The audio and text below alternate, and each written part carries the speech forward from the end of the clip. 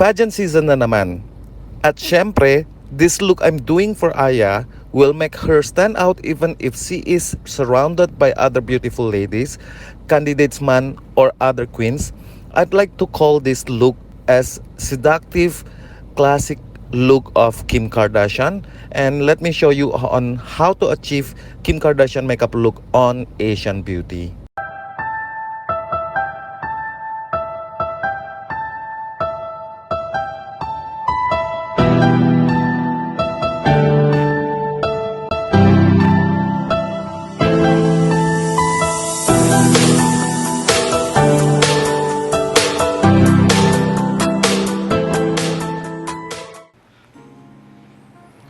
So right now, primer first. I'm using the Hourglass Veil primer.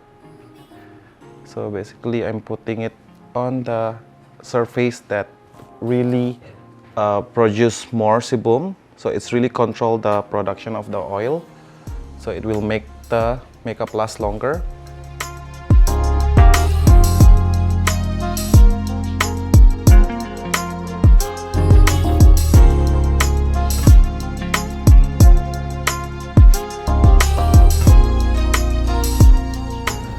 For foundation, I will be using Tom Ford Stick Foundation number 8 or Caramel, and I love how weightless the product is.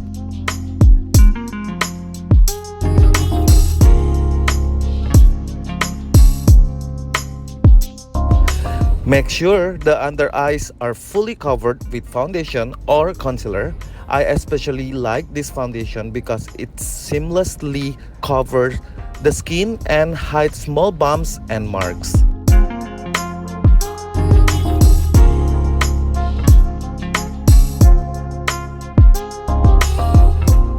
So for the concealer, I'm going to use a soft matte concealer from NARS. This is my favorite concealer, but then again, if this is another technique from me, if you don't have the right color of concealer, like what I am using, is actually 2-tone lighter than her skin, but don't worry, we can just spread a little bit of amount of products on the surrounding and doing a spot concealing,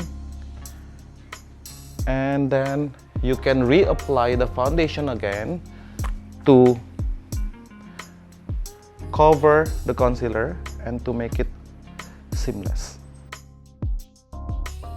And then to remove certain excess amount of foundation on the skin, because we want to have a very lightweight of foundation, I'm dabbing a sponge, a damp sponge, to absorb the excess, especially the area that produces more sebum, which is the center part of the face or the T-zone area.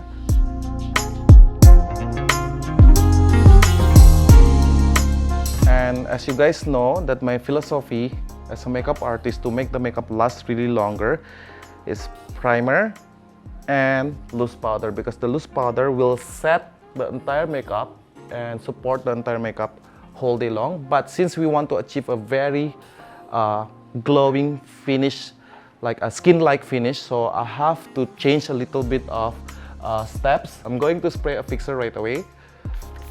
I'm using Unclutch fixer, and then let it set for about 15 minutes, and then that's the time I'm going to set with my favorite loose powder, which is NARS translucent powder also. You just have to set on certain area na tingin mo na kailangan talaga support from loose powder. So basically, I'm going to apply enough amount on the side of the nose, under the eyes,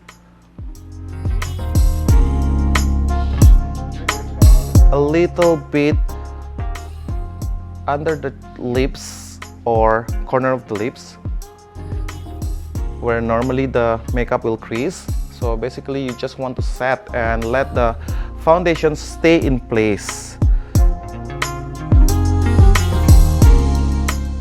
And when you see there's a pool of foundation on the crease or lines, you just smudge a little bit with your finger and set it right away with loose powder. And then forehead. To make sure that the primer, foundation, and translucent powder are all set, I spray the face again with a fixer. This is what I call double setting. Let it set again for another 5 to 10 minutes.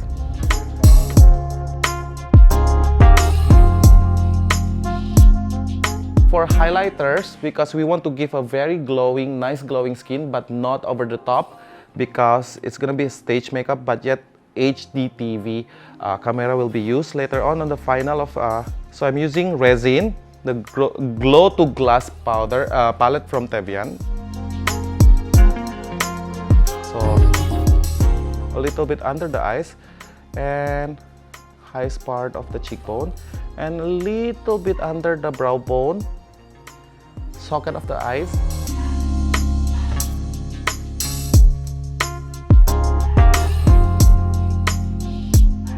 And then a little bit on the bridge of the nose.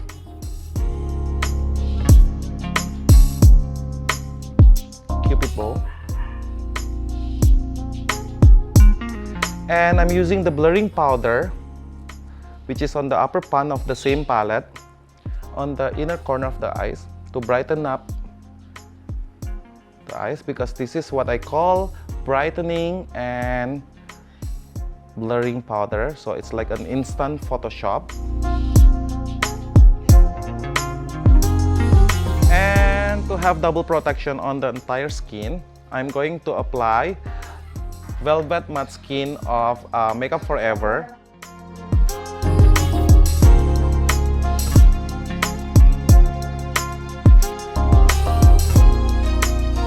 So certain area, side of the nose, and then under the lips, and a little bit on the cheekbone area. Kasi hindi pa natin na-set with powder kanina. So jawline. So technically, ito yung ginamit ko pang contour, pang base ng contour niya.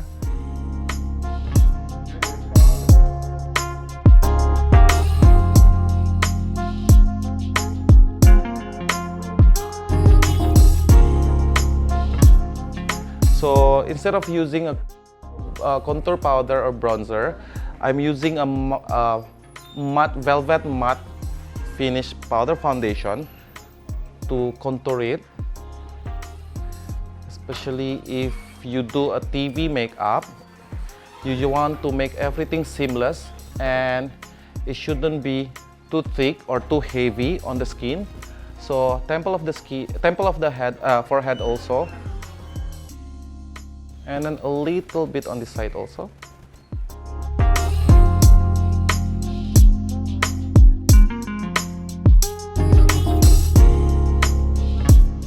And for that Albert Kurniawan trademark glow, I'm applying this glow to glass palette also, of course from Teviant, and in the color of Florid on the upper part of the cheek.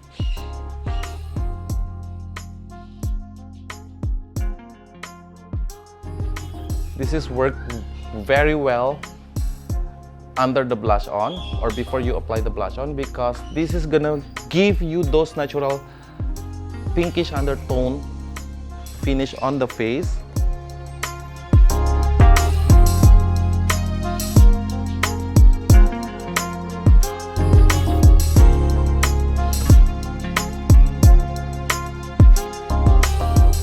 And for blush on, I'm going to use a Blush to Flash palette from Teviant in Rosette. I'm mixing the two pans, and this time I'm going to apply it slightly above the apple of the cheek. Look up, smile. So this is the apple of the cheek which we already put using Florid earlier. So you don't want to cover the effect of the Florid there, and you go a little bit above that, and then bring it upward, and it's okay under the eyes a little bit.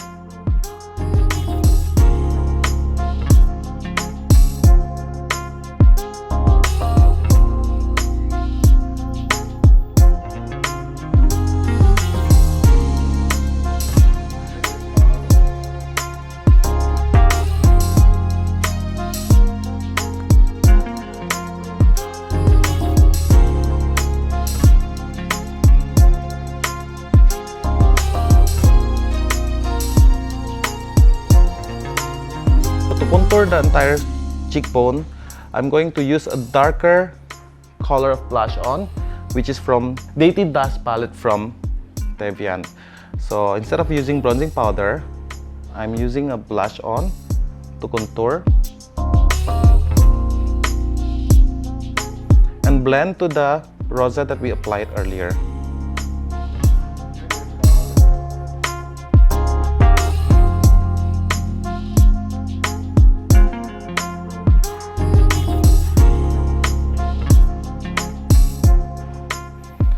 See the difference? Sometimes if you don't want to use a contour powder, it's okay. The placement of blush on play a huge role on contouring or firming your cheeks.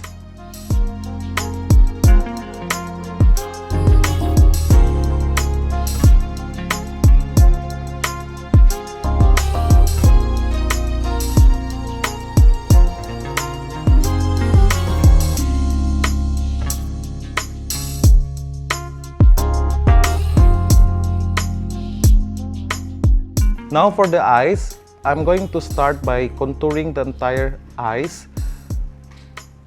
using the color of Clio from Queen. This is a matte finish of mustard brown kind of color. So I'm going to start from the starting point of the brows to the socket and bring to the side of the nose or bridge of the nose. So it's like connecting the brows to the nose line and then bring it outward towards the crease and the temple. So by doing this, you're technically contouring the entire eyes and making it the eyes look bigger or more spacious.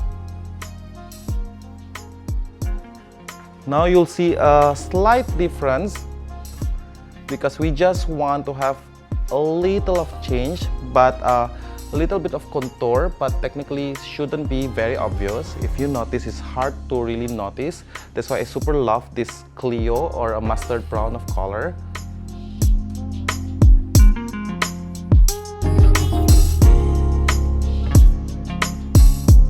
Okay.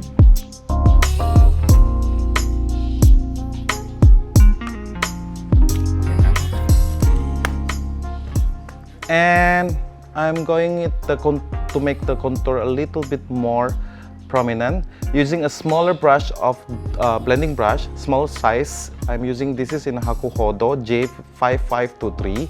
I'm using the color of Malma.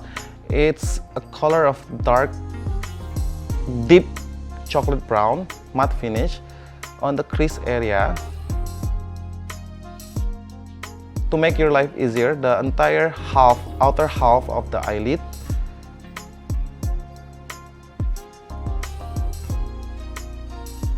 Then bring it outside a little bit, outward a little bit.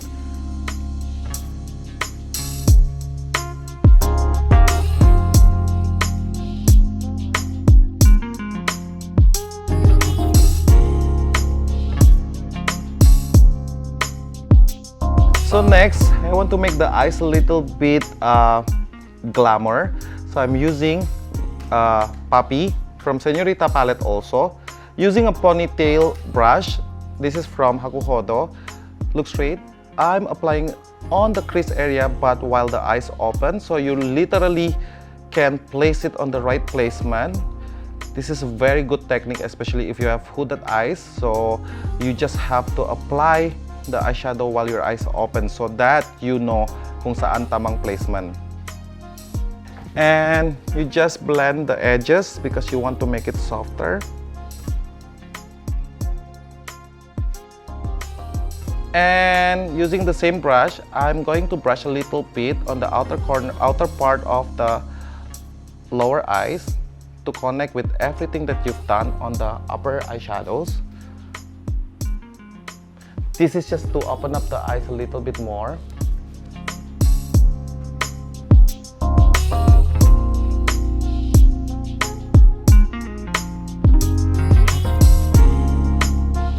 For the lower inner corner, I'm using from Queen Scarab. This is a very rustic bronze color to blend together with the color we applied just now. Blend lang guys.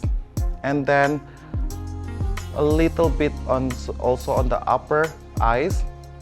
You technically connect everything to the inner corner of the eyes. This one you don't have to be very precise or very neat, because you're gonna apply another eyeshadow to cover the entire eyelid.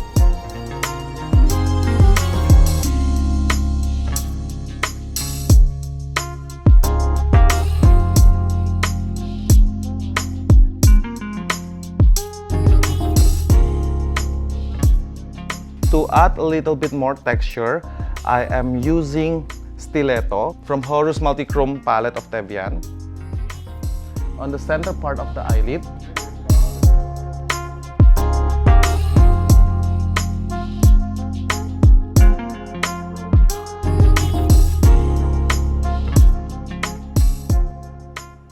Only the inner half of the eyelid.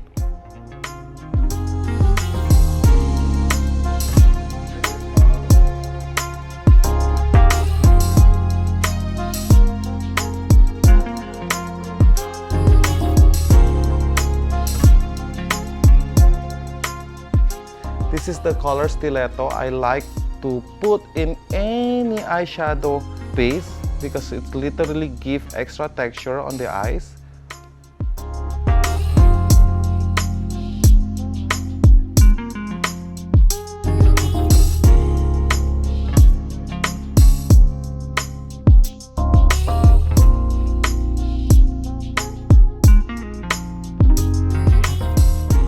And of course, we will do the same also on the inner corner of the eyes, lower eyes.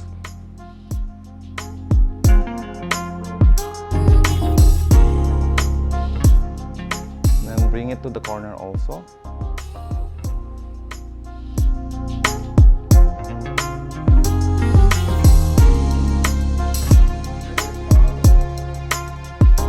So for extra depth on the eyes, inner corner of the eyes, as Asian, we normally have a very or less deep set than the Caucasian. So I'm going to apply a contour powder here a little bit to create those extra depth. And you want to be sure it's a matte finish.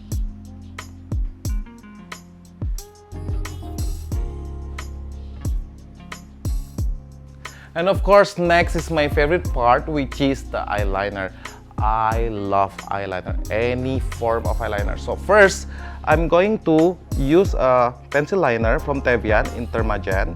And of course, sold out na kami ngayon. And pasensya nyo na lang, we might restock this one, but we need extra time. So this one, I'm going to use it on the outer corner of the eyes lang. Open your eyes.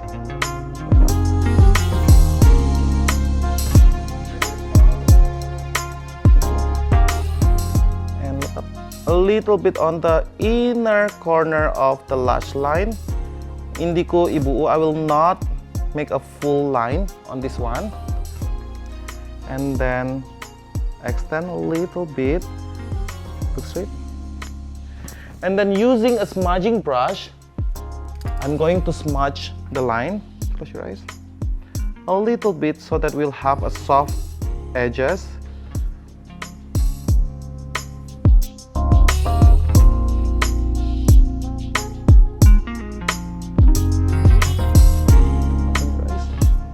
And to make the line a little bit more defined, I'm going to use a liquid liner, of course in Virago.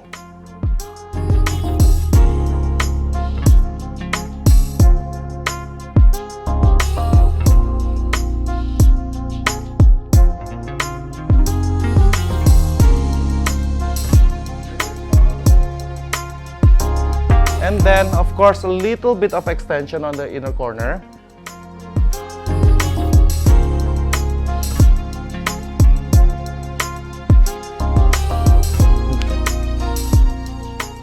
And next, lashes.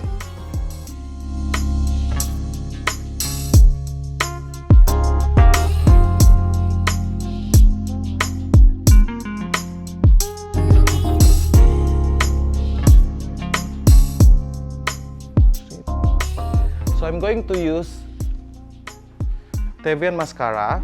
So I'm going to use the smaller one to build volume on the base. So this is a very crucial technique that part of my secret. When I apply mascara, I like to apply it at the base first before spread it out. So I want to make sure na naka-harden muna or stronger muna yung base so that it will be strong enough to support the entire mascara till the tip of the lashes. And then the second layer, the reason for me to create this smaller one, so it's really reached the base of the lashes. So guys, do not limit yourself to use the smaller one as the lower lashes applicator lang. And then next, I'm using, of course, the bigger one to apply the entire products to the rest of the part of the lashes.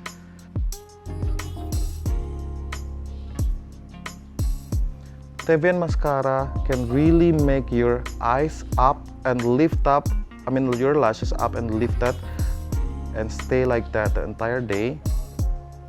Look straight.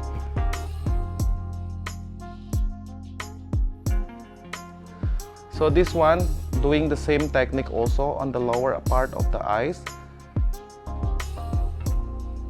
And then if you want to build more volume on the upper part, it's okay. So you just have to retouch the tip, so to extend the length of the lashes. And I like to make the corner lashes longer, and a little bit also on the lower lashes.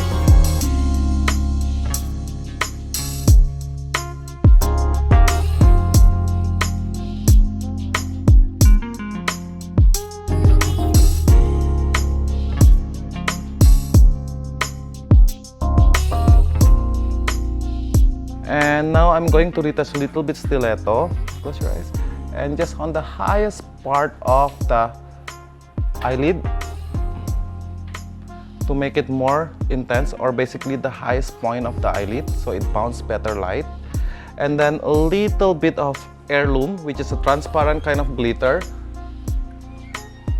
And then I'm putting it slightly there and bring it to the brow bone a little bit.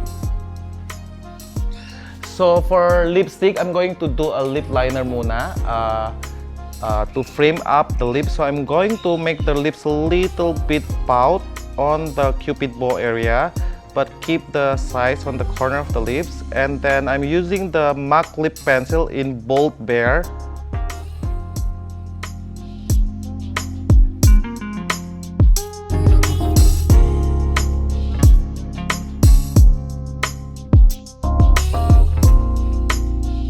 So for the lipstick, I would like to have a very nude, pinkish kind of nude.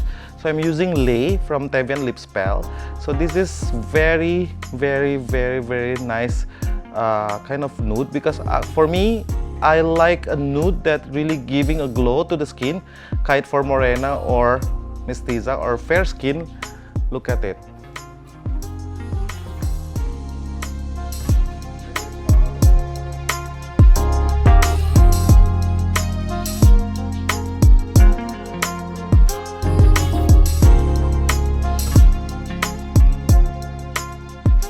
So I'm going to brush all the hair up so that I'll be able to see kung anong part yung or spots na medyo kalbo that need to be filled up.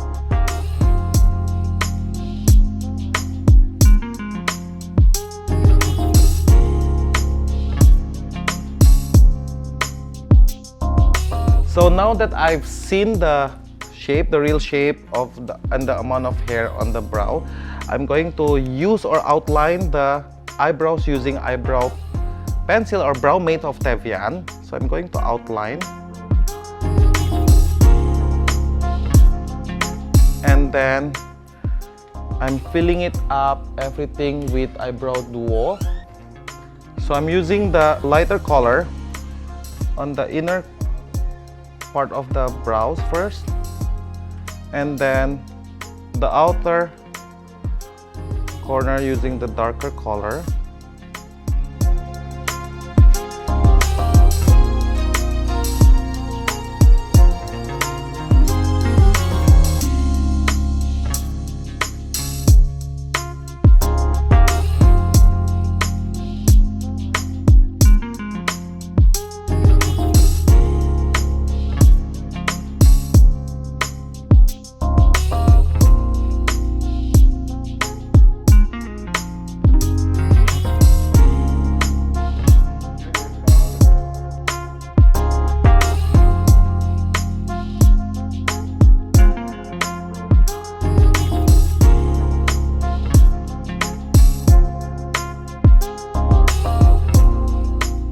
Hope you guys like this makeup tutorial episode. Don't forget to like, subscribe, and share. This is Albert, and see you guys on my next makeup tutorial.